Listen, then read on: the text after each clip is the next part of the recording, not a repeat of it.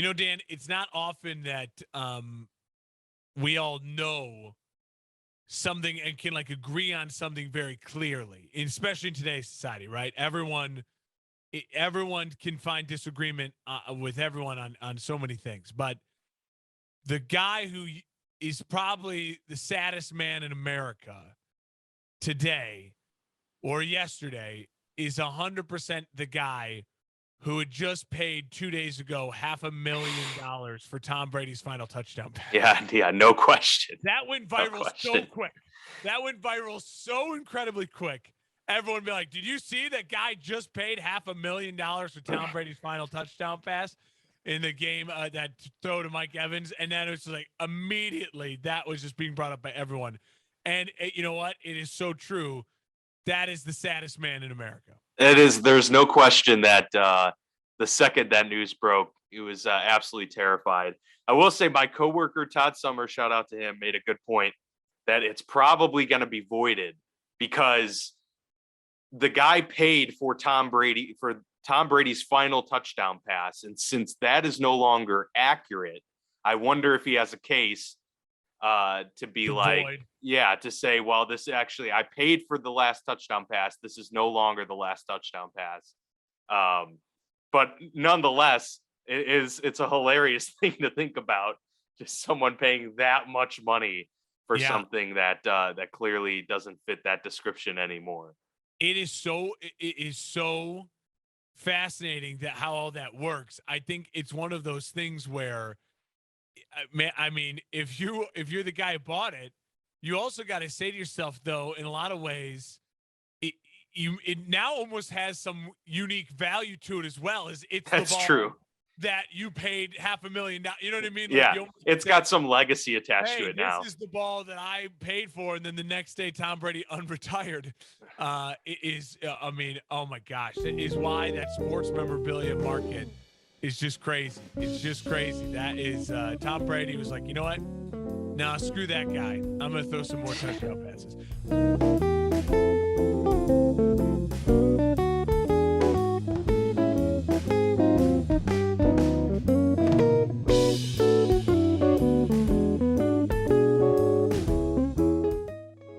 The best meme I've seen was Tom Brady took one look at gas price. It was like, I got it.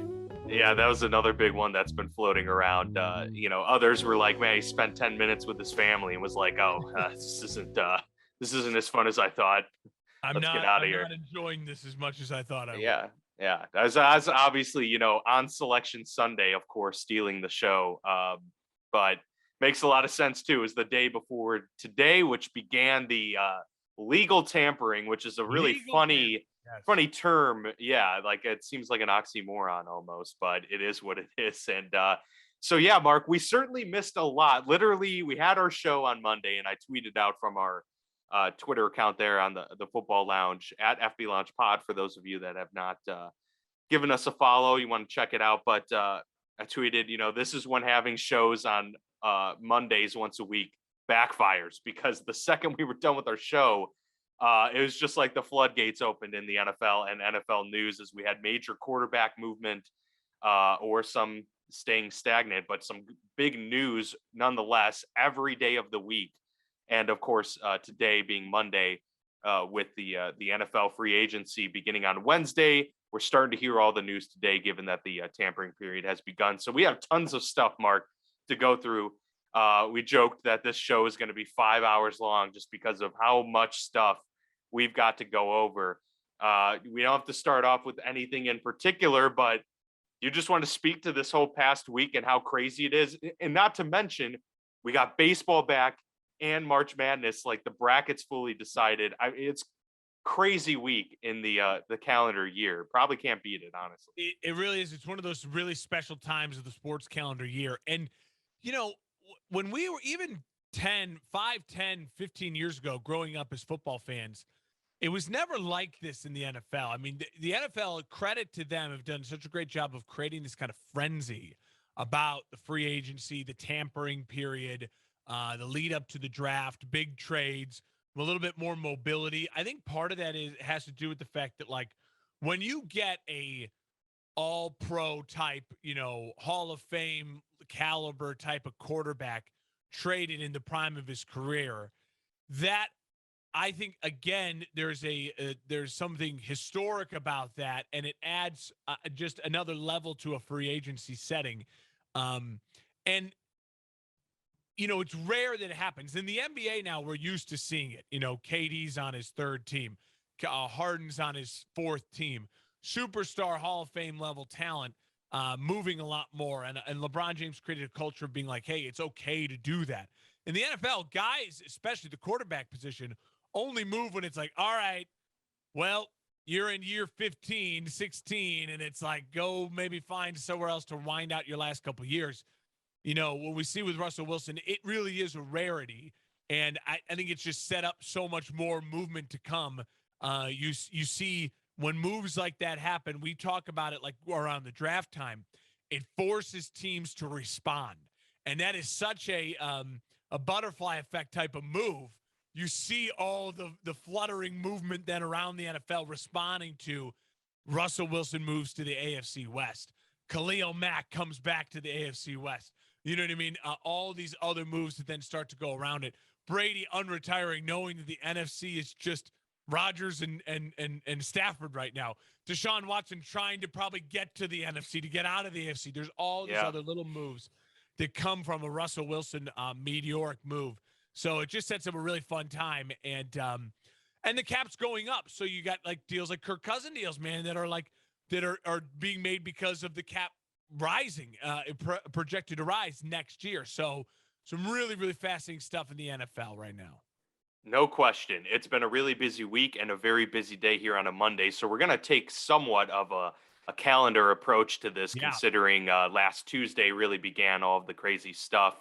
And we'll hit the big moves and the big signings first, and then we'll probably lead into all of the other movement that we're seeing from today. So we'll start with the big news. I mean, we kind of let off with it here with Tom Brady. So let's address Tom Brady real quick, and then we'll get into the Russell Wilson, Aaron Rodgers, Carson Wentz, Khalil Mack, all of the big blockbuster stuff from this past week. But let's start with the Tom Brady news, because that's super fresh and obviously the biggest thing to come out of this past week, considering his retirement lasted all of about 40 days coming back to Tampa Bay. And that clearly is going to be a big impact on who stays and who goes in free agency for the Buccaneers as well. We're already hearing, about, they had the Chris Godwin tag, Ryan Jensen now signing back, the big center. I think we're going to see a lot more of that, especially with Gronk coming up here too. But your initial thoughts on Tom Brady returning? Are you surprised? What were your thoughts when you heard that? Tom Brady is Jesus Christ. He comes back after 40 days. That's right. It's exactly 40 days. He really is Jesus. I'll just say this. I'm the only one I feel like who's willing to admit I'm absolutely stunned. Like stunned. I was listening to all the big shows over this morning and yesterday evening, and all the opinions on Twitter. You got the Ian Rappaports. You got even on the Today Show this morning, Peter King, all these big name people saying, no, I'm not that surprised. My jaw was like on the floor. I was just so convinced that Brady's the type of guy that if he was ever going to say I'm hanging it up, it was because he's 100% sure. He didn't ever feel like Favre to me would be wishy-washy, because I feel like Brady just would know and would have it all planned out. And to me, this seems a little bit more like Brady flying by the seat of his pants, which is just weird. It's different. I've also heard some stuff now coming out that Brady doing this was a part of a test. I think there was some real desire from Brady and Brady's camp to see if Tampa Bay would be willing to move him. Would Tampa Bay be willing to trade that contract and he could go to somewhere else? I feel like that major destination would be the 49ers to play a year in another team. When that, I think, became abundantly clear to Tom that it wasn't happening, he said, all right, you called my bluff. Let's go. I'm ready to go back in and let's see and try to make this work. I don't really think it has anything more to do with that other than added on fact that I think Tom would have been content retiring until he spent the 40 days with his family. Apparently, he was on at least a 4-week long vacation. He was just in London at a Manchester Tottenham Hotspur game. With the family giving him the blessing of like, we are comfortable you going back. So I think that was kind of the final tipping point for Tom. Listen, I'm thrilled. I think this is great. I think it's great for the NFL. It's great for the NFC. It's great for Fox that is having a rough time right now. You're losing all your star quarterbacks. You're losing your star broadcasting team, and Tom Brady comes back like a lifeline.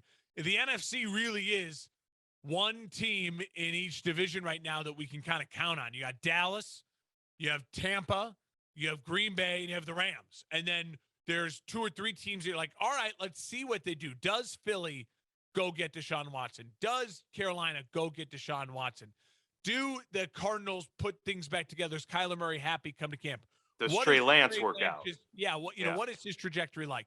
But other than that, I mean, the Vikings got to be feeling good this morning. I mean, there's some people. The NFC is really wide open after those 4 teams now that Tom Brady comes back, and that means you got 3 playoff spots completely up for grabs, really, in the NFC to me as of this morning. Listen, I think it's great for us. I think it's great for the NFC. It's great for the NFL, and I'm excited. I'm pumped he's back. I was shocked that he's coming back, though. I was very surprised as well for the same exact reason. He just strikes me as someone who is very definitive and does things very intentionally. And so, yeah, to announce retirement and then to come back so soon was surprising. But I'll tell you who's not excited about it, the NFC South. Yeah. Because for the first time in a while, it seemed like maybe the window was now open for a team like Carolina, who has a lot of pieces, but always either had Drew Brees or then Tom Brady as of late to throw a wrench into things. Now he comes back, and I mean, they're obviously the front runner to win that division yet again, barring Deshaun Watson coming to either New Orleans or Carolina, which would then instantly put them in contention for the division, I would say.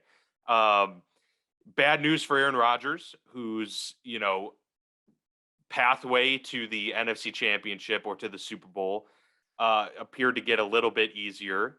It was already pretty easy other than, Matt Stafford and company, but, they still obviously have a lot to prove in terms of being able to get over that hump regardless. But I do like it. I think it's good. It's good to have the GOAT still in your sport. I mean, that's for obvious reasons. So, and he's playing well. He was the MVP candidate. Exactly. I mean, he was right in the running. He certainly is more than capable. It makes the Chris Godwin tag makes it, a lot more sense to me now. At first, I was, like, really, is this the route they want to go? Because it did seem like maybe just a complete rebuild was in store for Tampa. Now they're right back in the thick of making another run at the Super Bowl. So signing Jensen and they lose. They lost their guard though. He just signed a deal with the Jets. I think. It was Alex Kappa, I believe. So he's on the move, but getting Jensen obviously was big. They still have Wirfs, who's the best right tackle in the league. Gronk to come back? I expect Gronk to come back. I thought there was no way he would come back if Brady was retired. Now that he's not, I mean, Gronk's still in great shape, still plays a vital role. O.J. Howard is a free agent, so I doubt that they end up signing him. So I think that opens the window for that to happen. Jordan Whitehead's, they got a lot of free agents there in Tampa. So I would imagine a good handful are going to return. They're going to lose some pieces. I think overall, they're going to be a worse team heading into 2022, at least into the draft, than they were this past year. Yeah. But depending on who they draft and depending on what, transpires before the season, they'll be in good shape regardless. So, I think it's an overall good move. I agree, but they are the perfect ring chaser team now, too. Yeah. Look, if you're any of these veteran free agents out there who don't get the deals that you like and you want a prove-it deal or, Juju Smith-Schuster, all these other guys, you start saying to yourself, do I really want to go to the AFC? I mean, the AFC is a nightmare right now unless you're paying me to go to the AFC to try and contribute to win. The NFC, you have a better chance of winning, and you have 4 veteran quarterbacks who all are going to be like, come take deals with me. Rodgers, Dak, Stafford, and Brady. So they're going to be right in that mix of that great hey, 1 year prove it deal guys or veterans looking to try and ring chase. And if you're a veteran looking to try and ring chase, I would hitch my wagon to Brady more than anyone else. Did you see that? Speaking of, I want to pull up the tweet before we move on. This is from Field Yates. This is Tom Brady's last 9 seasons. Did you see Oh, this yes, tweet? I did see this. Yeah, alternating. 2013 lose playoff game, 2014 win Super Bowl. 2015 lose playoff game, 2016 win Super Bowl. 2017 lose playoff game, 2018 win Super Bowl. 2019 lose playoff game, 2020 win Super Bowl. 2021 lose playoff game, 2022 question mark. He has literally won the even Super Bowl 14, 16, 18, 20. And can he do it again? I think he's certainly in the mix. I certainly think he is. I would put them as the second place in the NFC behind the Rams. And it's really hard to repeat as champions. So that I think automatically is going to hurt the Rams. And I put him ahead of Green Bay this morning. And I put him ahead of Dallas and pretty much everyone else in the NFC. Yeah, they'd be right there. Maybe I'd put them still a little bit behind Green Bay, but I mean, Green Bay just released Darius Smith, and Wilson Devontae Adams just said today that he's not going to play on the tag, so they're going to have to figure something out there. I imagine they'll work something in there, which will probably a longer term deal will give them some cap relief that they desperately need as well. So they can make some room there. But you mentioned the shift from the NFC to the AFC, and one of the biggest shifts there, biggest blockbuster news that we've had in a very long time in the NFL. Agreed. Russell Wilson in a major deal going from Seattle to the Denver Broncos. And it really, this is a win-win. You would think in a lot of fronts. Denver is sending them several picks, including 2 first-rounders. That's the 9th overall this year. Also 2 second-round picks in the next 2 years, and a 5th-round pick in this upcoming draft as well to the Seahawks for Wilson, and a 4th-round pick of this year. So blockbuster trade. Obviously, that includes a couple players as well. Defensive tackle Shelby Harris, Noah Fant is on the move in this one as well. So a lot of different pieces here in this trade, Mark. But really, at the end of the day, AFC West needed another quarterback there for the Broncos in particular to compete with the likes of Mahomes, Derek Carr, Herbert. They needed some guy. They've needed a guy since Peyton Manning left to help elevate this team. Meanwhile, Seattle, they've just struggled the past few years to get over the hump. They haven't been able to build around Russell, especially that offensive line.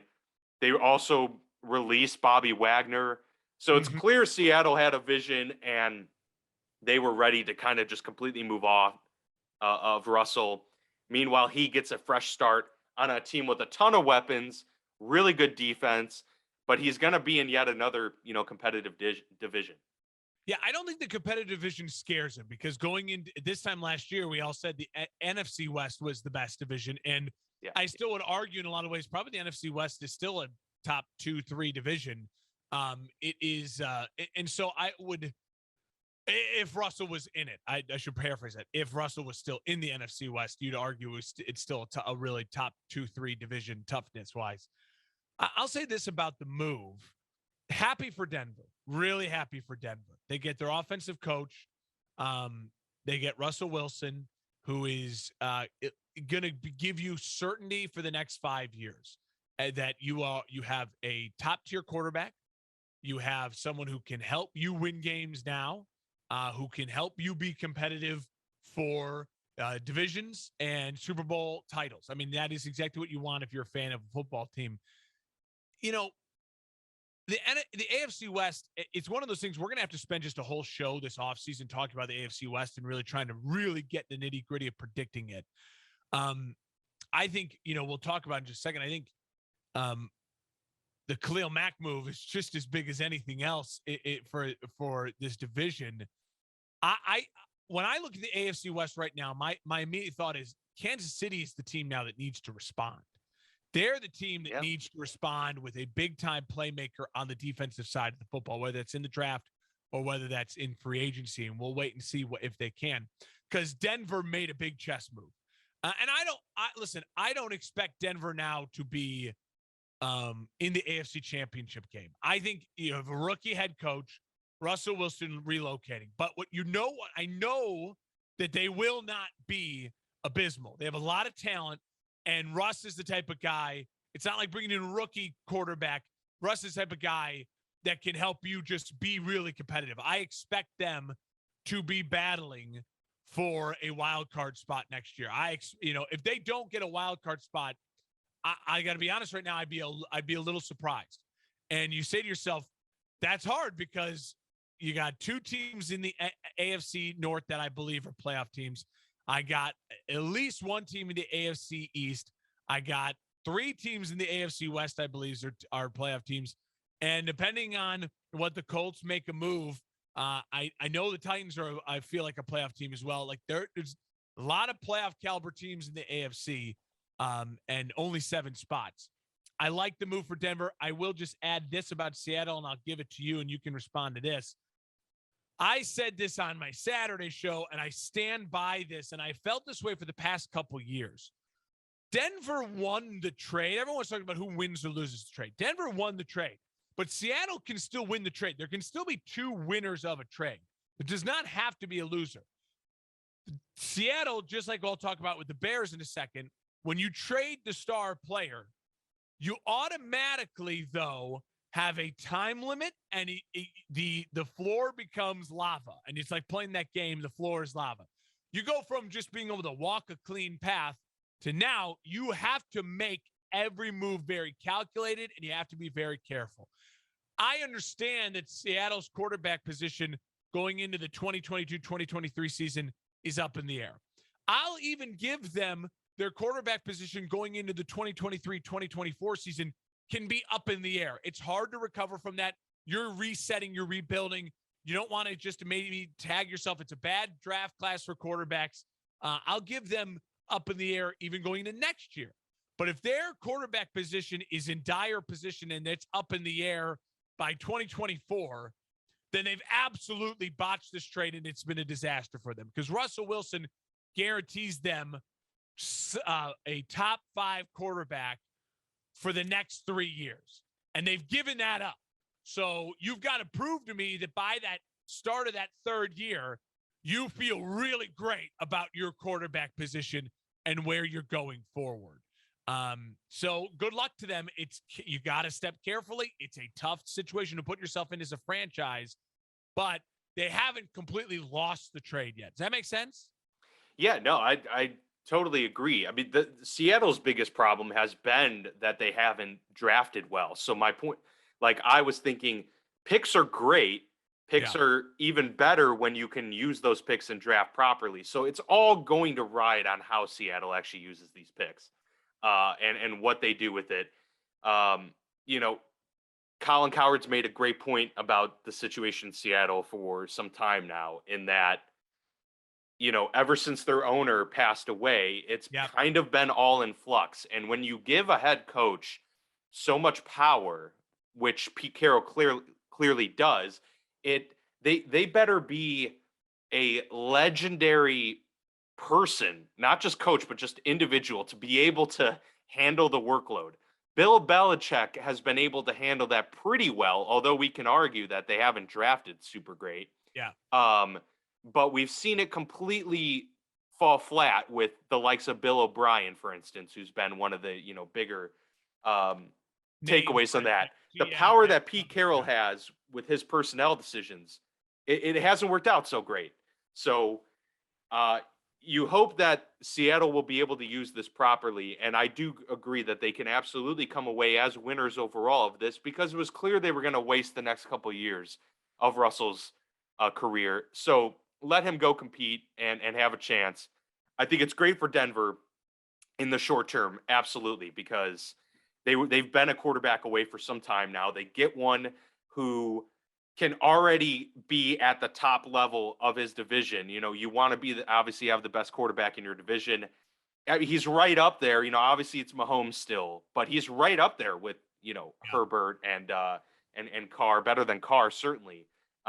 So yeah, I think it's a great move. I mean, watching him play with Jerry Jeudy, Cortland Sutton, Tim Patrick, obviously he'll have a pretty solid run game with Javonte Williams, and we'll see what happens with Melvin Gordon. I think it all sets up very nicely for Russell, and Seahawks get cap relief with the Bobby Wagner release, and they get to finally move on, rip the Band-Aid. And so I think in that regard, this is good. And we'll see. Maybe they will get Deshaun, and then all of a sudden Seattle is right back in a good place. So a lot of this rides on what's going to happen with these picks this year in particular, and what happens with the quarterback position. But we'll find out. But as of right now, not a lot's changed for Russell other than he gets a lot more support, I think, throughout, and that's the biggest thing. And he gets an offensive coach too. That's probably, they're going to try and make this work, which is what Russell's wanted for years. Just he wants to be the guy that they want to build around, and Seattle hasn't made that a priority lately. I'll say this to put a final note on it. As of this morning and right now, I don't feel as though this trend of quarterback gets traded to a new team, wins Super Bowl I don't see that continuing with Russell Wilson. Does that make sense? Like Brady did it. Yeah. Stafford did it. I agree. I think they should be good. I think Nathaniel Hackett has all, he's been given a brand new car and a much needed, quarterback in this quarterback needy world that we live in, especially in that division. But I will not be sitting here saying, if Denver doesn't make the AFC Championship game, this is a failure. I think the failure would be if Denver misses the playoffs, then I would look at this like, whoa, what is this first? Depending on how the year looks. Now, if there's injuries or things happen, but if they're all healthy and just doesn't look right and it's not going well, I mean, Denver gave up a lot, and you got to kind of make this work now because Russell's window is shorter, and Russell's the type of guy that if it's not working in Denver, his contract's up in a couple of years. Like he could still be like, all right, that was a disaster. Where am I going to next? I don't see him being like, all right, now I want to retire a Denver Bronco. Russell knows, like everyone else, getting that second Super Bowl ring is what cements your Hall of Fame legacy. Options are still on the table for him, absolutely. And it's different than those other situations too, because Tom and Stafford, there were some similarities there. They went to teams with phenomenal rosters that were missing the quarterback. They went to experienced head coaches who have had success in the league. And they both went to, well, at least in Tom Brady's case, went to a division that was completely up for the grabs. Meanwhile, Stafford went to a difficult division, but still to a team that was in the front runner in that division. The Rams made the playoffs. Remember, Jared Goff had that broken thumb against the Packers in that game. Like they were a playoff team. Yeah. The Broncos were not, but they weren't. I mean, they weren't the Jags. It's not like and both had stellar defenses, whereas the Broncos have a good defense. I wouldn't call them, elite. Mm-hmm. And they're in they got a brand new head coach that is just, the jury's out right now on whether or not that's a success, but still a good situation. I think we'll agree altogether for Russell Wilson there. Other big news that, came out right around that same time was Aaron Rodgers, much like you and I both thought, stays in Green Bay. And that's, it was the best situation for him. It was the best situation for Green Bay. Jordan Love, it was obvious, just wasn't going to be the guy, and I think Green Bay kind of knew what they had to do. Now, they sign him to a mega deal, $200 million. It's going to make him the highest paid quarterback in the league. He says it's not true. Yeah, right. And, we'll find out the specifics of that in due time. I think we both know that at the very least, it's a whole lot of money that he's getting. Whether or not it's going to make him the highest paid in the league, we'll find out. But I think it will. I trust Ian Rappaport. Guys like him don't get that wrong. I think Aaron didn't like the optics of that coming out. And I think especially, and now we're seeing it with the Devontae Adams situation. I think that's why he was trying to avoid when the contract and the details of the contract, but stuff leaks, and I'm sure Aaron wasn't too happy about it, but I have a feeling it's going to be very close to what was reported, that 150 something million guaranteed, 200 million over 4 years. And on top of it, we're talking about a team that was very, very up against it. Yeah. With the cap, they had the Devontae Adams situation where they tagging Devontae Adams. It's like, where's all this money coming from? But teams are so creative now. I was like, they're going to find a way, obviously. I Mhm. mean, Aaron wasn't coming back unless he had assurances that Devontae was going to be on this team. So they're going to get a long-term deal done with Devontae. Yeah, I'm I'm not very worried about confident in him. that. And so, other than that, I wouldn't imagine they're going to be big players much at all. They just signed their linebacker. Obviously, they got rid of Zadarius Smith. They released him, but they signed their middle linebacker to a long-term deal just today. Other than that, they're going to be pretty quiet, I would imagine, from now on. Hope to make some big additions in the draft and get this in the right direction. But it's not a surprise for either of us. Aaron Rodgers is going to probably retire a Packer, and he's in the best situation for him. And Green Bay is in the best situation now with him as their quarterback. Yeah, I think it's 100% agree. I hate to admit it, but it's just the truth. And I think, listen, I'm done predicting Green Bay as a Super Bowl favorite. They're going to be in the running. They're going to be in the playoffs because of the shape the NFC is in, and Aaron Rodgers is that man. He's that guy, especially in the regular season. But I will say, I do think that the smartest thing Green Bay can do right now is get that of Devontae Adams deal done, and then start unloading things for draft picks, because they're going to need to get young and cheap to let Aaron Rodgers and Devontae Adams make the money they make. Aaron Jones, remember, his contract is a big contract. He's going to the second year of that deal. See, they got AJ Dillon. Bet they let Aaron Jones walk after that. Well, and who knows? I mean, again, I don't know Yeah. how those contracts work, but you got to be, if you're Brian Gutekunst, you got to start looking at all those and say to ourselves, and I mean, I've heard people say you keep Jordan Love because what if Aaron gets injured? You want to still be competitive. My thing is, any season that Aaron gets injured and he's going to miss the season, it's a lost season. Like that's just the way it is. You want a capable backup quarterback to where it's like a 3-game maximum. My quarterback needs to miss 2 to 3 games.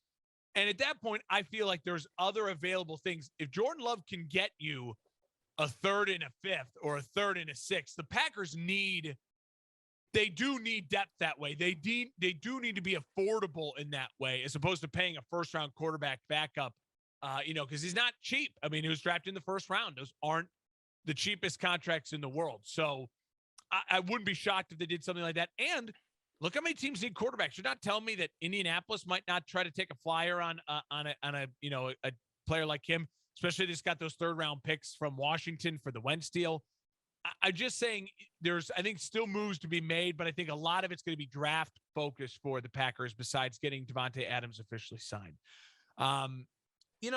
Overall, though, I do want to just say I hate Aaron Rodgers. I hate him. I don't like him and his smugness and his he's not even that good looking. And I will say, I was saying Grace was making the point. He has aged like crazy in the past couple years. He looks like he's not on the Tom Brady like skincare no, routine. no, he's definitely not. I will say this though, in all seriousness, there's a video that went viral of like a 92-year-old Bears fan and his daughter. Yes, yes, recording him, and he's minding his own business, and the daughter records. He's like, "Hey, Grandpa," he's like, "What?" But he's like, Aaron Rodgers just signed 4 more years with the Packers. And the grandpa just looks and goes, "Oh, fuck." And yeah. I sent that to my little brother Phil, who's a diehard Bears fan like me. And I literally said, I was like, I swear to God, if this is us when we're 90 years old, we can only be so lucky to live that long. But I said, I was like, at least that guy got to see the Bears championships in the 60s. And he got to see the 85 Bears. True. That's true. He did. We didn't get any of that. We didn't get any of the George Halas. That 90-year-old guy got George Halas in his prime. He was my age when George Halas was dominating the league. He was probably on State Street in downtown Chicago in the 60s, having himself a hell of a good time at the old Little Italy and Italian Village, all those great places that were around at that time, at the top of the rock at the Prudential Tower in Chicago. We did not get that. We've not gotten that. And it leads us into maybe Khalil Mack. We want to go there. The frustration. Absolutely, yeah. Let's go for it. I'll Huge make my trade. stance really clear. It's very similar to what I said for Russell Wilson. When you trade away the star player, I am not going to burn you for that until I see if it's very calculated in what you're doing. I have two really strong thoughts in this way. I would never trade Khalil Mack for that low of compensation in return. If I was George McCaskey, I would have put my foot down, because I know that it was Ryan Pace's move to get Khalil Mack and pay him all that money and to make him a Bear and part of the 3-4, not the 4-3 that you're now running, right? But Yep. this to me is the definition of bad franchises. Bad franchises, they get scared. They don't have an identity. They float from, oh, well, it's Ryan Poles' team now. And and everything rides and dies on Ryan Poles. So where's the backbone of your organization? The Steelers have a backbone of their organization where they do things as an organization that are beyond Mike Tomlin, that are beyond, you know what I mean? Like they make organizational decisions, right? And the Bears have just shown to me they don't have the organizational backbone, because when you make a organizational transformation move in trading everything you traded for Khalil Mack, it wasn't just for the Ryan Pace, Mitch Trubisky window. It was for, no. This is a generational player who we missed in the draft, and now we got him. After only spending 3 years, in Oakland? And it was not even, he had spent more time in Chicago than Oakland. So, like, you're saying to yourself, no, he's going to retire a Bear and hopefully go to the Hall of Fame as a Bear, and he will be a part of our identity going forward. And so trading him for a second and a sixth and just be like, oh, well, new regime. Okay, it just goes to show me, again, my organization has no backbone. They have no direction as an organization. They have no organizational leadership. The only way I'm really comfortable with the organization making this move is that Mac expressed to the Bears, listen, I ain't moving money and I ain't re-signing here when the contract's up. And if he had done that, which we don't know, if he had done that, then yes, get what you can. Don't let it get messy. I hate when things get messy and people like you get Jarvis Landry saying, I want to trade, or I'm glad it didn't go that way. But again, I think it's just, to me, that's what it's frustrating. Now, does it help the Bears in this reset? Obviously it does. There's a lot more cap space. They get some more picks. They were bleeding picks. They didn't have a lot of picks. And so those are needed things for the Chicago Bears. But I do think that the Chargers fleeced the Bears. The Bears should have gotten at least a player in return as well. The Bears need players. They got a lot of holes. They need at least a middle linebacker, an edge rusher, a safety, a corner, and now they fixed their defensive line with the signing of Larry Ogunjobi. Ogunjobi from the Bengals. Thank you today. That's a great move. Love that move. Yeah, it was a big move. Those are four major pieces on defense. You need a middle linebacker, an edge rusher, a safety, and a corner. And you still need to figure out your number one wide receiver, more depth at wide receiver, and at least 2 offensive linemen. So you need, to me, at least 7 starters, quality B to B plus starters, to be really competitive in the NFC. And all you got was a second and a third for your prized asset. You're not telling me you couldn't have gotten a developmental wide receiver, corner, linebacker, lineman, somewhat from the Chargers as well. So that's where I get a little. Well, maybe they couldn't.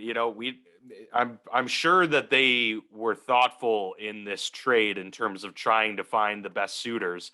I mean, he costs a lot of money too, so you had to find the right team that, one, had a lot of cap space to be able to take his contract, and that was willing to give up draft capital and or players to get it. I kind of disagree with you in this one, because from the start, I thought it was a good move. Like, I really liked it. And I liked it for the reasons you mentioned at the end there about giving them a springboard into this next step. But it's not just that. You mentioned all of the holes that this team needs to fill. It's not just about the draft capital that they get to be able to fill those holes. It's the amount of money that they now have to, we'll see what they do here $30 million in cap in this free agency period.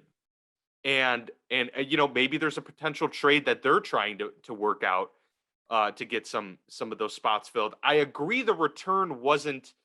I thought a second and a fourth would have been a little bit more. Like, the sixth is just such a throwaway that Yeah. it's really you got a second round pick. I thought maybe a third or fourth, some sort of additional day two pick would have made more sense to me, and it would have felt better.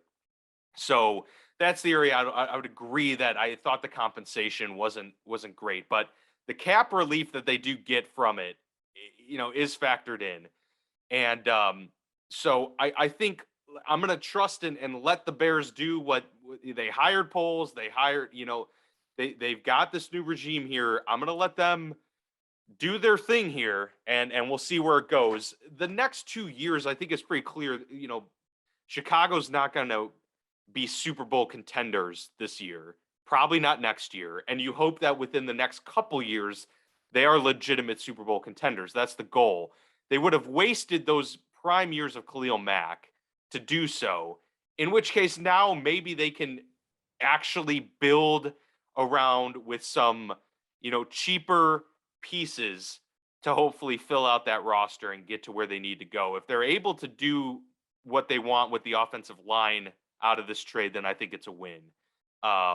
Meanwhile, the Chargers, who didn't have to give up a whole lot, it's incredible, and just came down now, Mark, is that the Chargers, who now just got Khalil Mack opposite Joey Bosa, are expected to lock up J.C. Jackson from the New England Patriots. Reports are so they're getting a top corner in the NFL and a premier edge rusher to add to an already pretty decent defense. I mean, look out AFC West. The Chargers are going all in right now on this, young quarterback trying to make the push for the Super Bowl here. This says a lot to me about where the Chargers are at. They are trying to do what Sean McVay and the Rams have done. They're all in. And again, that's what, to me, I disagree with you a little bit too with the Bears plan, because the Chargers are doing it now because they haven't paid Herbert anything yet.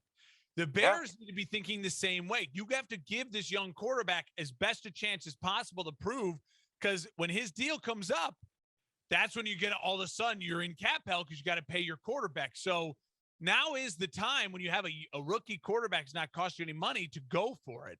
Now I agree. But the needs for LA are they needed one piece here or one piece there. Yeah. The Bears need about 6 or 7. I know, but they only got you lose. Okay. So but the money, they have money to use. That's I know, but free agency is so hit or miss. I mean, the free agency, there's a reason why a lot of guys are free agents. You know what I mean? And like what you get, you hope to maybe replace Khalil Mack. Now you lose a starter. You get a second round pick, so you get a starter. But that second round pick is not going to be nearly as good as Khalil Mack. And you get a 6th round pick, so maybe you get some depth somewhere or a developmental player somewhere. And then you have cap money to hopefully go spend money to go get some free agents. You're going to have to maybe overpay to get him to Chicago because it's not as desirable. Illinois is a bad tax state. Chicago's an expensive city. It's a cold market. It is a big market. It's a historical franchise. It's got other things going for it. So I just, again, it's, to me, that's why it's frustrating. Like, you needed to have gotten more. Hang up the phone. Yeah, that's I understand. What you're giving me for Khalil Mack. But again, I get frustrated with overall losing organizations with no spines don't have the gall to say, no. Figure it out with that guy. He's going to retire a goddamn Chicago Bear and go into the Hall of Fame. Like, that's what we traded all those picks for. That's why we've been in a bad situation in the draft the past couple of years. Because we as an organization, I don't care who's the general manager, we as an organization are committing to that player. McCaskey has to sign off on Pace trading for Mack. Guaranteed. And McCaskey had to sign off on Poles trading Mack. Guaranteed.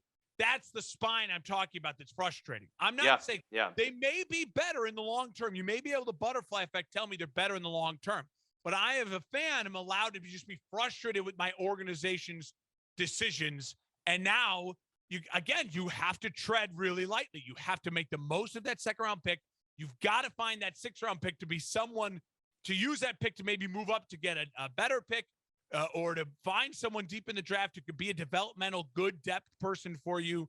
And even then, now you have to hit 3 home runs, hopefully in free agency with the $30 million in cap space that you have. And that scares me because free agents are getting more expensive and Jarvis Landry is available. But you just saw what's his name? Kirk got paid for the Jags. Yeah. That's going to reset the wide receiver market now, too.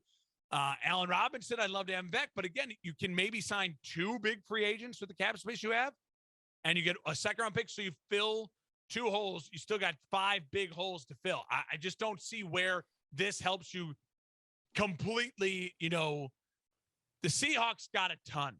They are able to now say we can fill a lot of holes. If the Texans trade Watson, they're getting a ton. Now, I get it. He's not a quarterback. He's a little older. He's been injured. But he's your prized possession. If you're only getting a second and 6, I would rather the organization have the spine to say, no. We're better with Khalil Mack. And let's make Khalil Mack work and keep him a Bear for life.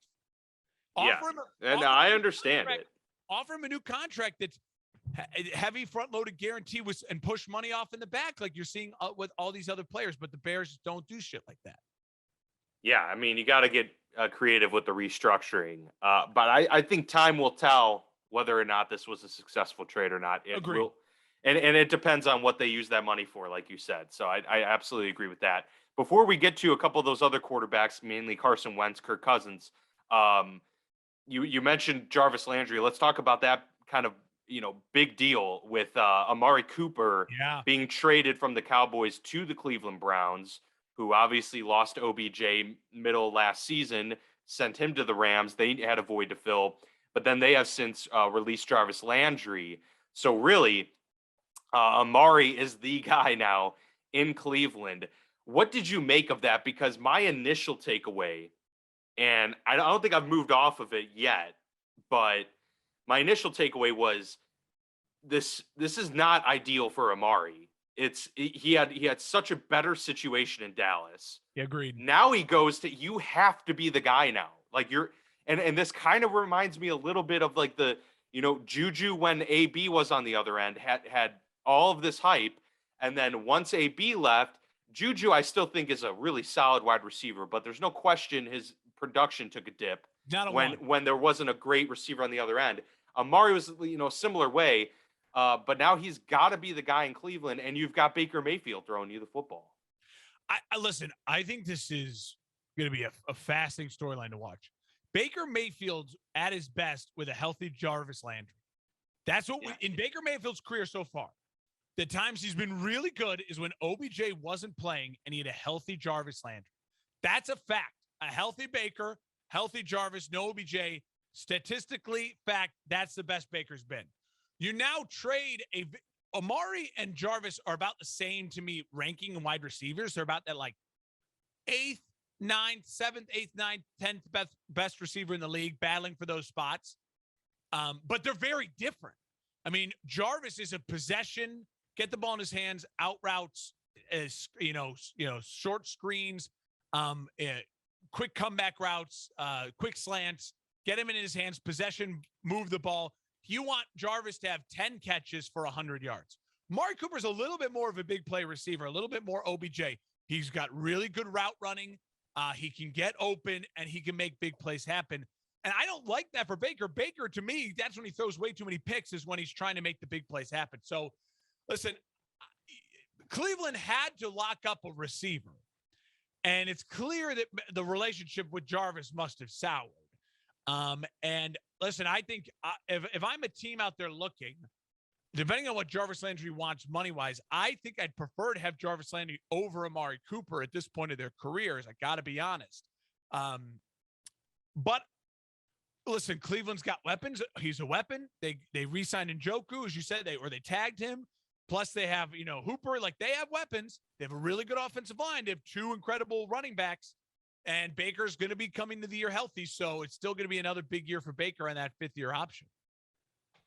Yeah, it's kind of do or die time. And, it'd be interesting to see how this kind of reverberates against the Cowboys, because, it is CD. They must be very confident that CD's like the true number 1 that they've been looking for. We'll see if he's able to actually and they have Gallup, come through with that. Very good.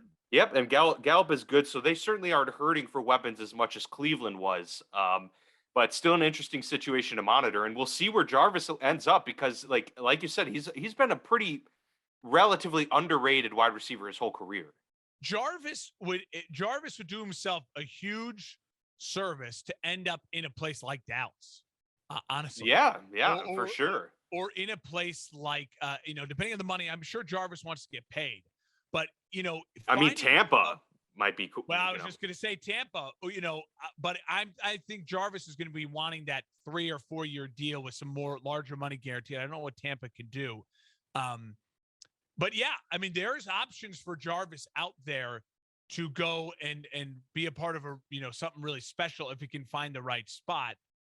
Maybe even back with Miami, maybe even, in Buffalo opposite Diggs.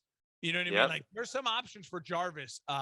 Or if somehow the Chiefs could find a way to get a Jarvis Landry and pay him to be part of their incredible core of weapons. I think Jarvis wants to win, but he wants security and a longer deal.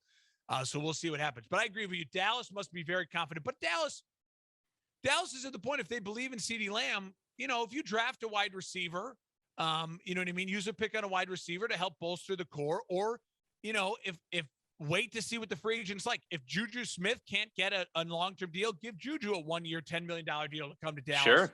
You know what I mean? Like they'll find, I think, somewhere else to help Dak make sure there's still more production there.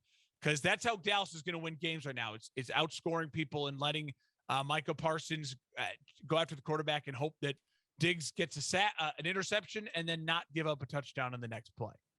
Yeah, exactly.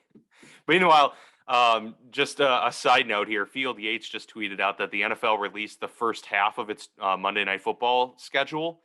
Each of the first 8 weeks is an AFC West matchup.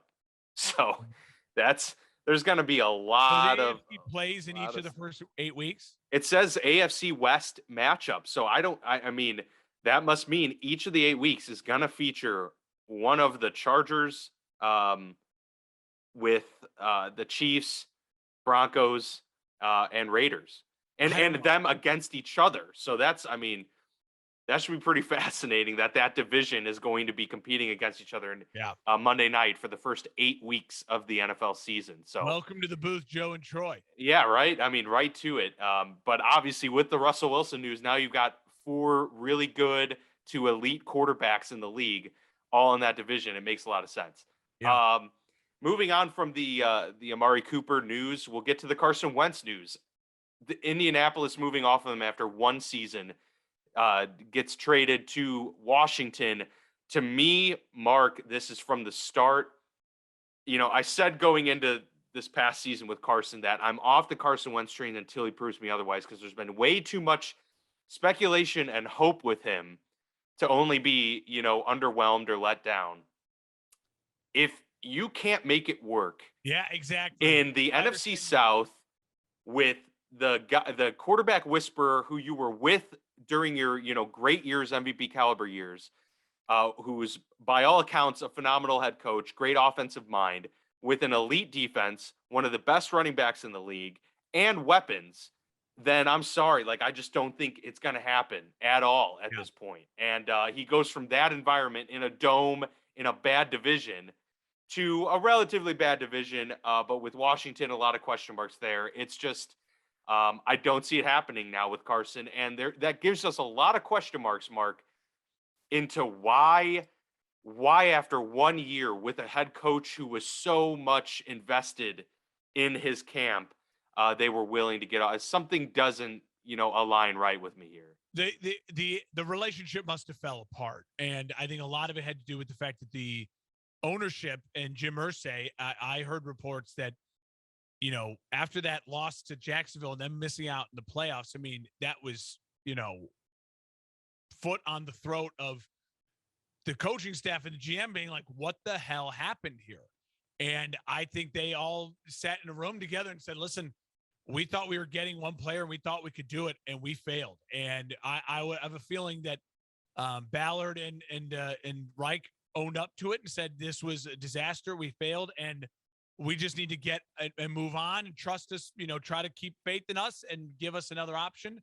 We'll see. Maybe something will come up. Something will happen for them. I mean, Indianapolis is in a quarterback nightmare. They're not getting Deshaun Watson because Watson is not being traded in division. They don't have the assets to give up for him, I don't think, with the picks. And, at this point in time, I don't know what, I don't know what they're going to do. I just really don't. They're in a situation where they need to draft a quarterback. They need to draft a quarterback and try to rebuild in that way.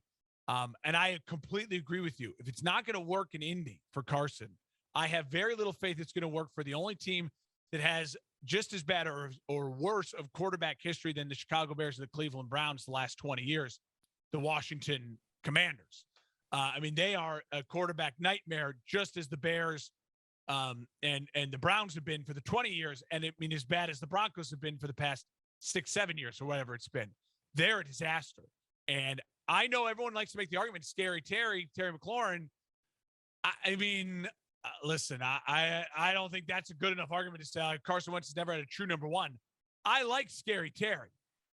I don't see when you're trying to make me list the 10 best wide receivers in the NFL, you have to remind me of Scary Terry for me to say, oh, yeah, I guess he's in that conversation, but it's not like he's in the top 5. I don't even know if I'd have him close to in the top 8. So, to me, that is a weird argument to make in defense of Wentz. But yeah, I will watch with bated breath. It isn't a fairly easy division. Philly's not a juggernaut. Dallas isn't a juggernaut. I think Dallas will regress a little bit. The Giants are a mess, and the NFC overall is fairly weak. So I'm not. If they make the playoffs, I wouldn't be shocked. But Carson Wentz, to me, I'm done thinking that Carson Wentz can be your 5-year starter for the next 5 years. Yeah, I agree too. And he's not in a terrible situation, of course. Like, he can compete still. He's a decent quarterback, but it's just there's just too much inefficiency. And now we're hearing reports of the team not necessarily completely rallying around him, and there being some fractions there. Who knows? But to me, it's a telltale sign when someone as good as Frank Reich is willing to move off of a guy after 1 year like that, having the relationship that they had. And he stuck his neck out to get him there. Yep, he stuck his neck out. So the Colts are already moving on. We'll see if Jimmy G shows up in Indianapolis sooner rather than later, because that forgetting about. Yeah, that very well could be an option for them, because they do have a roster to win now, and he could be a guy that could at least help put them over the top in a lot of ways there. Meanwhile, Carlton Davis just locked up as a Tampa Bay Buck, so more good news for Tom Brady. Tampa Bay keeps him at a 3-year, $45 million deal. The cornerback market is ramping up big time. An $85 million deal, by the way, for J.C. Jackson. So cashing in big time, $50 million guaranteed in the first 3 years. So my goodness, he's good, but that's a lot. I heard that the Bears had put in an offer. I'm sure it wasn't that much. So they were like, oh, well, okay, I guess we're not getting him. But a lot of news coming down the pipe as we continue to go through this crazy day here. But let's talk about some more news from today, Mark. Mitchell Trubisky signing a 2-year deal with the Pittsburgh Steelers. More Pittsburgh Steelers. Yeah. Do you know anything about the guy? Well, is there any info you can provide? I will say this. I'm happy for Mitch. I think it's a right move for listen. There was a lot of teams out there who, when you look at the quarterbacks, you're like, all right, if we're not actually going to be able to get Aaron, and we're not actually going to be able to get Russell, and we don't think we're going to be able to get Deshaun, you start to say to yourself, okay, we have 2 options to go down. All in on just drafting a rookie and starting a rookie, or find one of the 2 or 3 bridge quarterbacks that can win you games, could get you to the playoffs if things go well. Wentz, Trubisky, and then Jameis Winston. To me, those are the 3 bridge guys. And Pittsburgh grabbed one of those guys. I still think Pittsburgh is going to be drafting a quarterback. And I think this gives them the space to say, we're not reaching for Pickett. Yep. We may try to reach for Willis, but a lot of people are going to be, I think, reaching for Willis and going after him after the combine and the giant cannon of an arm that kid has. And so I think it gives them those options. Say, listen, we don't want to reach for any of these guys. We like them, but we don't maybe love them. We have Mitchell for this year and next year. And if things go well with Mitchell, we'll see what the quarterback market's like. Who would have known last year at this time that Russell Wilson would be a Denver Bronco? It wasn't on his list of teams to trade to. Things can happen quickly in the NFL and the quarterback market. Now we're seeing that. It's an available thing. So Pittsburgh puts themselves in a spot to still be aggressive in the draft. And if things don't go your way, you don't have to overpay for a quarterback. You have a quarterback who you feel like can lead your team to be competitive for a playoff spot this year. And then you have real flexibility going into the offseason next year and the draft next year.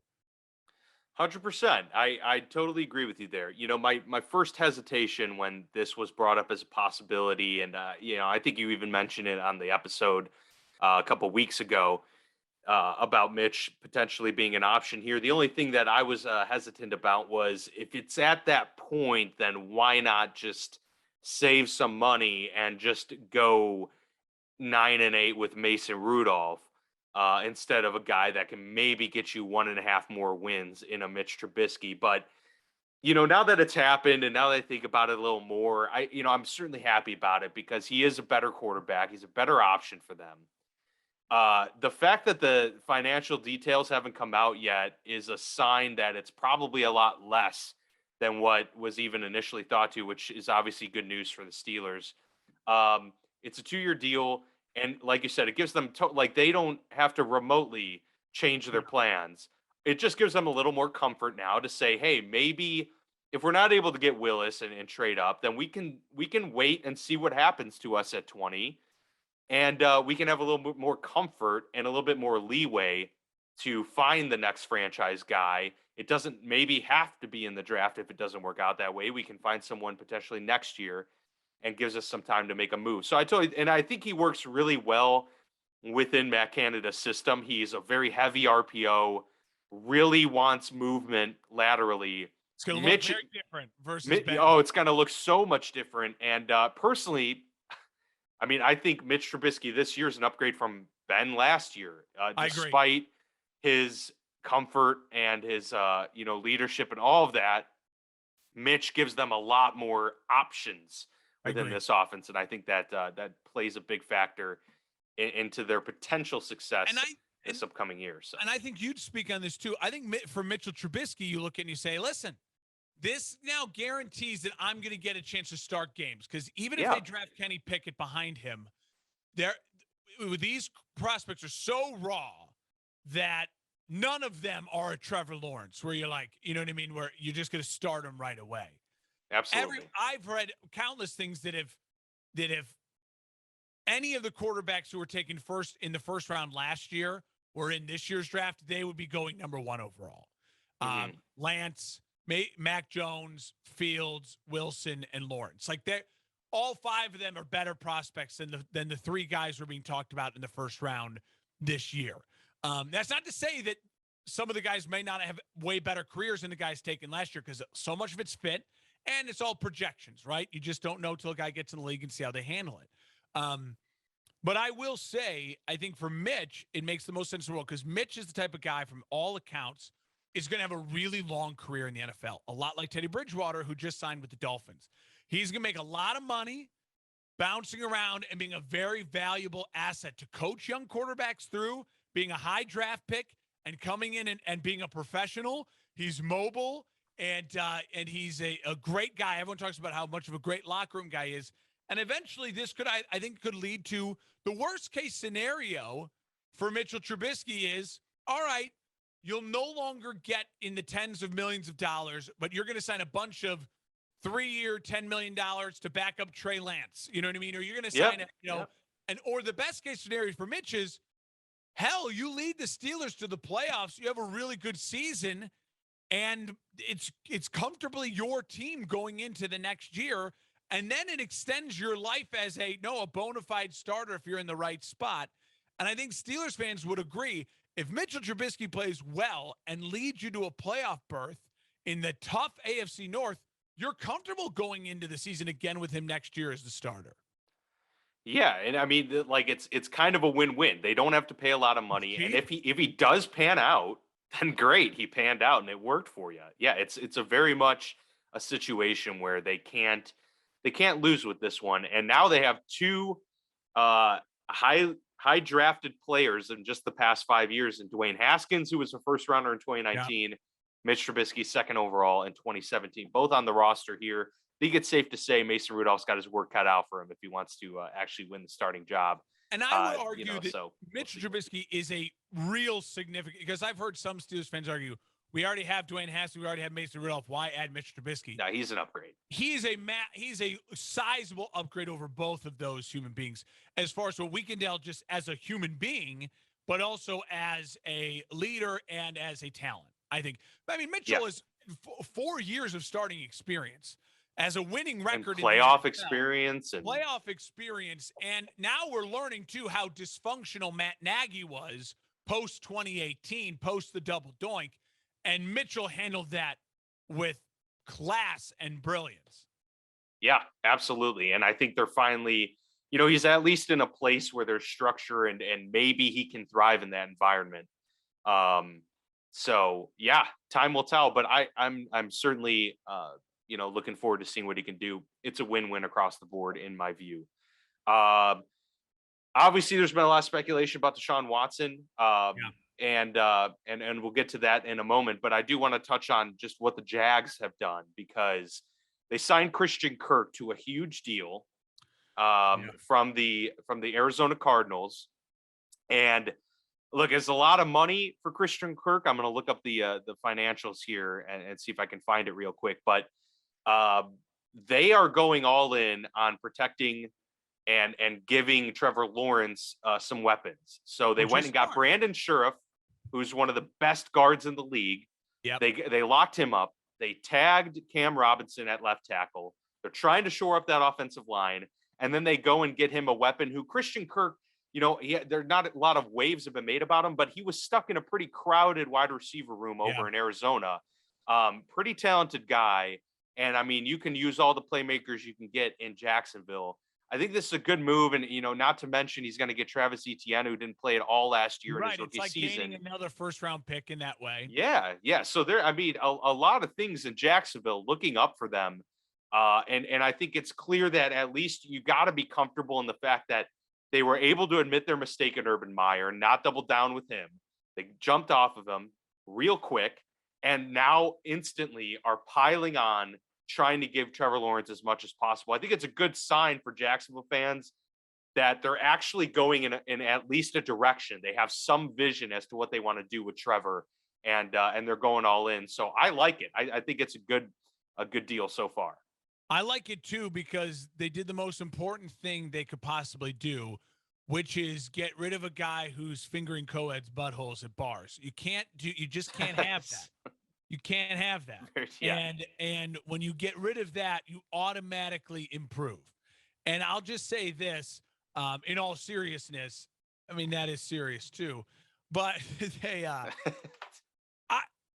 Trevor Lawrence, he needs to understand with this situation in Jacksonville that he has a lot of power there, and saying to them basically, and understanding that Jacksonville's an organization that needs to overpay to get good people.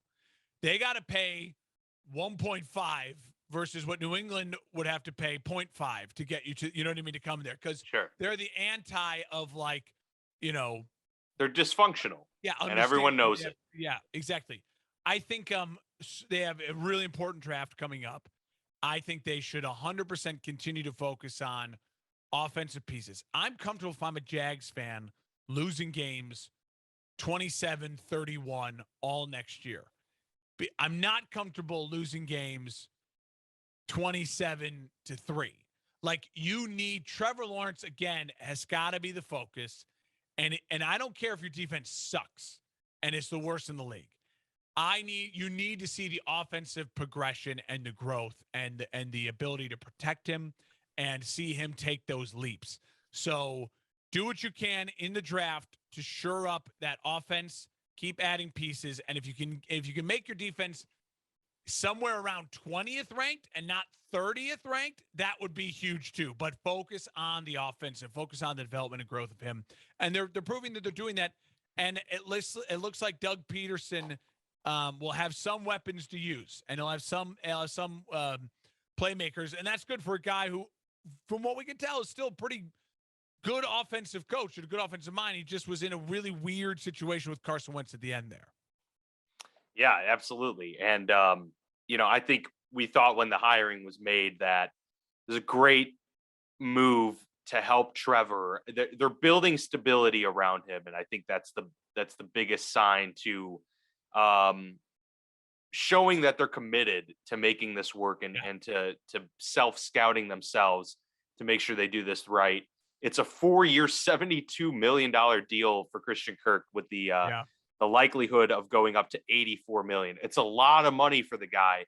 And we'll see kind of how this affects some of these other wide receivers that are now in the market. He's younger than a Jarvis Landry. He's younger than some of these guys. So he's got that. He has that going for him for sure. Teams have that going for them in negotiating against that Christian Kirk contract, because that's what it is. Agents will say, okay, that guy got this. He only produced this. My guy produces this. We want this. And so the teams will have to find that, well, wait a minute. That guy is 25. Your guy is 28, and play that game a little bit. The question remains now kind of what this means for the likes of Juju, for the market, but also Allen Robinson. I'd like to hear your thoughts on what do you think would be a good fit for him? And is everything to your understanding that he's not going to be a Chicago Bear? Chicago would be a great fit for him coming back. I don't think that I haven't heard 100% definitive he's not coming back. He's just been steadfast, and he wants to be paid the respected what he's and he deserves it. And he does. I think Allen Robinson 100% at this point in his career is looking for that big payday that just secures him for the rest of his career, and he'll go where the money is. Allen, he's a team player. I think he wants to win for sure, but if Allen Robinson can just get that payday, I think that's where he's going to be going. So I don't know exactly where that's going to be. I'll say this, if I'm a team that has a young quarterback or a win now quarterback, I want to pay Allen Robinson big money. Jets, Jags, Bears, trying to think a couple others. Houston. There are some places where I'd be willing to spend a lot of money to give my young quarterback a win now opportunity. And if you're a veteran team that needs a number one or the best number two in the game, then, and you want to try to put yourself over the edge and you can spend the money long term, Buffalo, him with Diggs, something like that. It could be a home run situation.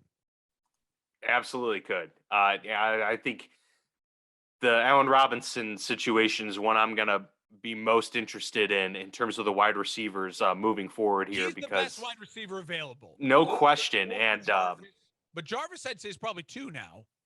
Jarvis is probably 2, and Juju would be 3, and I know DJ Shark, but outside of that, it's pretty dry after those guys. So, but Allen Robinson leads the pack there. It'll be interesting to see, as a Steelers fan that has a team that's in dire need of offensive linemen. James Daniels has been a big name that I've been hoping that they go after. The Bears, in my view, would be smart though to lock him up long term. I agree. Super successful guy that's versatile. So he's proven it on the field. Center. Yeah, he can play center, and he can slot in at any of the guard positions. I think that's a guy that you want to lock up, and he's only 24 years old. To have him with Justin Fields, I think that'd be important for them to lock that up as well. But I haven't seen, thankfully, in the past 20 minutes any major Safety as well. Yeah, I haven't seen anything big. So I think we can breathe for a second here. Is there anything that we haven't touched on? We've tried to get through as many possible signings as we can get through. I know the Bengals added a couple linemen, but there's just so much going on that it's like one thing after another. You lose track. But is there anything that comes to mind for you that we haven't touched on yet? No, not really. I think to me, I mean, I mentioned it very quickly. I'm just going to scroll really quick. Oh, we can. I Uh, mean, we can go into the Deshaun Watson thing if we want to. Although yeah, we don't know what's going on, we do know that he's meeting with the Panthers and the Saints today. So there I was will. that. I will say it's weird. People asking why is he meeting? Well, it's a lot of it's because he has the no trade clause, Yes. so he gets to determine a lot of moves like that. Listen, if I'm Deshaun Watson, I 100% am comfortable going to Carolina because you're going to survive way past um, uh, Matt Rule, anyways. But Matt Rule also is a guy that would intrigue me as a Deshaun Watson of like, hey, what kind of offense can he create for me? But also, you're back in that Clemson territory where you're kind of a god, anyways. Hmm. And, you know, let's just call a spade a spade. While no criminal charges would be filed against Deshaun Watson from this round of accusations, and who knows what comes in the future, there is still going to be some settlements and some, things going on beyond closed doors and these 22 accusers. Yeah, Um, he's still going to have a civil suit on and his he hands. and just because criminal charges aren't coming forward does not mean innocence. So Deshaun Watson, in my opinion, as just a human being, as a man, I find still the situation very uncomfortable, very gross. And I tend to think that, where there's smoke, there's fire. And the legal system is not perfect in this country. So I know, I don't mean to sit here and say that just because there's no criminal charges, it means that, okay, yay, the guy's amazing. And I'm going to go buy his jersey and say that he's, completely Yeah. innocent, good guy. What I'm trying to say in general is being in Carolina, in a place where you're going to have rabid fans who followed you from your high school career through your college to your national championship runs, and that I think could bode well for him. I mean, he could be with the Panthers for the rest of his career and really feel like he's back home. And I think it would be smart of him to push the Texans towards whatever offer Carolina is giving and waiving the no trade clause for Carolina. I would say, though, if I was Deshaun Watson, I would love an Allen Robinson to come with me. I would love a Jarvis Landry to come with me. I think finding a way to make a move in that regard to help me. I don't even necessarily need Christian McCaffrey if I'm Deshaun Watson, frankly. If it means, moving Christian McCaffrey to free up some other space to get me another star wide receiver to go with, what's his name? I can't think of from the Well, Jets. DJ Moore and Robbie DJ Anderson Moore. would be the top two. Yeah. But a guy, certainly a Jarvis Landry would fit really well with that core. Yeah. Someone, you know what I mean? I'm a little concerned about the overall weapons, the offensive line, but I think overall you can say to yourself, listen, forget next year. Carolina is a place you could feel comfortable being home and not having to worry about the scrutiny as much in a more collegiate market that Charlotte would offer you, closer to home.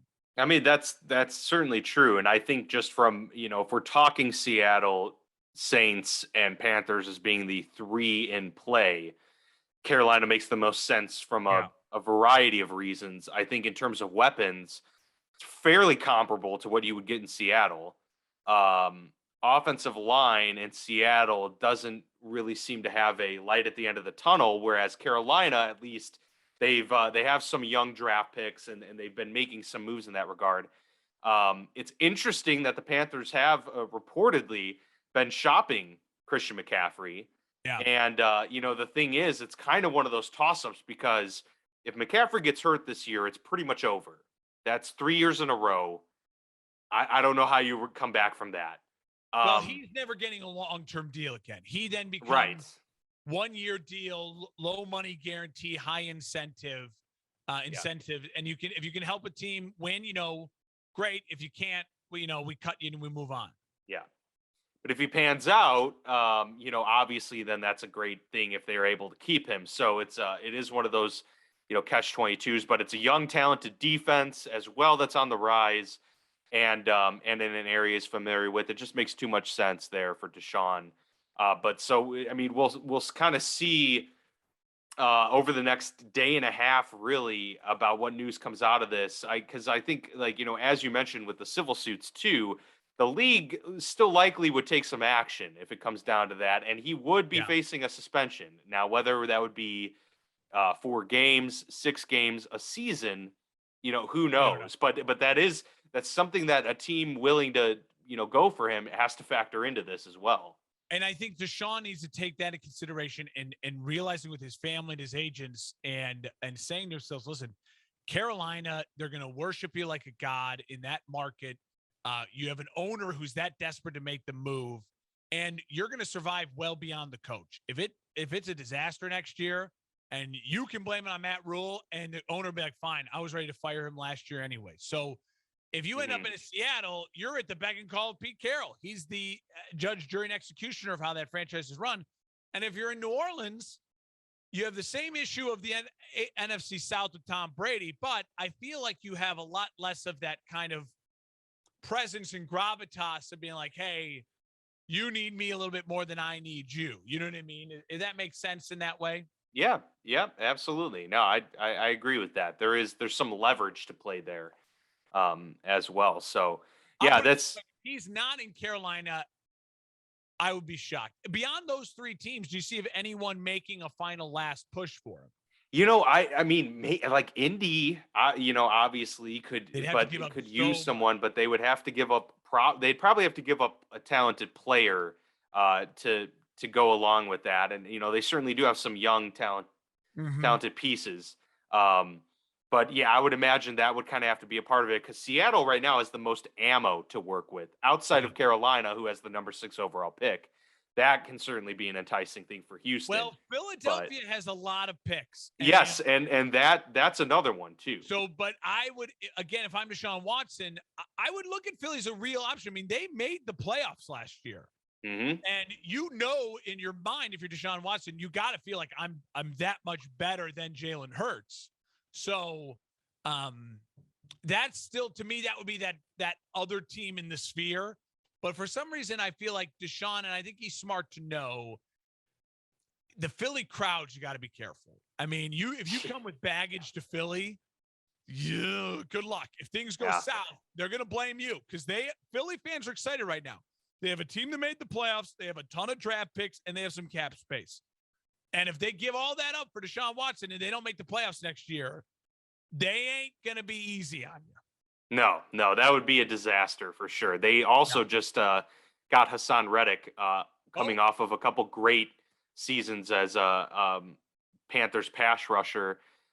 So that was a good signing for them too. They needed some pass rush help on the other end there. So a big payday for Hassan Reddick with the Eagles, and of course, Houston if they were able to work out a deal, would probably get Jalen Hurts in return, and that's not a bad compensation No. for what draft picks they would likely get to go along with it. They have Davis Mills on the roster still too. They would be in a decent position actually, relative to what it seemed like a year ago at this They time. have more holes as a roster than any other team, Houston. Yes. And I think so they are going to be looking for picks, and they're going to be looking for players in return. And they're basically everything's open. It's not like they have a bunch of great players like, no, we only really need a corner. Can you give us a corner? Like they need pretty much everything. So I expect Carolina, and we'll see. Maybe by this time next week we'll be talking about it. Wow, and just I thought we were gonna No, what breathe for a happened? second. It's not a huge thing, but it's certainly notable. Evan Engram signing a 1-year, $9 million deal with the Jaguars. So the Okay. Jaguars now giving They keep Lawrence giving. another weapon, and he's obviously much more of a receiving tight end than a blocking one, but a big bodied threat, especially in the red zone. The Jags are putting these pieces together, and it's a 1-year deal. It's a prove it deal, so it's not even a huge risk for Jacksonville. They're not No, it's great. doing a huge thing there. So That's great. big signing there as well. Yeah. No, I love it. It's again, this is the kind of point in the offseason we're at. By the time we record next week again, I'm sure we'll have a bunch of things to be Yeah. talking about. But that's exciting stuff. And then, April will be here and we'll focus on the draft, and we'll have some great shows in April that are draft heavy focused, and we'll eventually talk about Kenny Pickett's tiny hands. And, Yeah, and it'll feel good to do it. for sure. Yeah, no, we'll like we did last year. We'll end up probably the week before the draft doing a mock draft. So I'm excited for that. At least the first round, we like to mock the first round and see. Ding, ding, ding, ding. Obviously, the closer it gets, we got we'll put on our Mel Kiper hat or glasses maybe. I certainly can't do Just the hair. I can't do it though, but you can. I'll do the glasses. I'll do some big glasses or something like that. You could do your hair like him. But yeah, that'll be fun. Jake Laser thing going. Yeah, exactly. A little bit more my speed with the Jake Laser. Much smaller Jake Laser. Yeah. And then of course, next week we'll have the full free agency recap, which officially begins on Wednesday, though. We're going to find out a lot more in the next 24 hours as to who's going where. But we still got Jimmy Garoppolo to figure out where he's going. We still got, as we mentioned, Allen Robinson and a slew of other big name free agent targets. So yeah, keep your eyes and ears peeled, folks, on the social medias, because it's going to be a bumpy ride over the next week. But I'm looking forward to it. Mark, I feel like we can go take a shower now, because this has been honestly just a lot. It's a lot of stuff. But you know what? This is it's good. These shows built for this, and it's not going to be all summer long. We're in the heat of it right now, and through the draft. Now for the next month through the draft, it's a lot of moving parts, a lot of speculation, a lot of trying to project what things will look like, and we're excited to do it. For sure.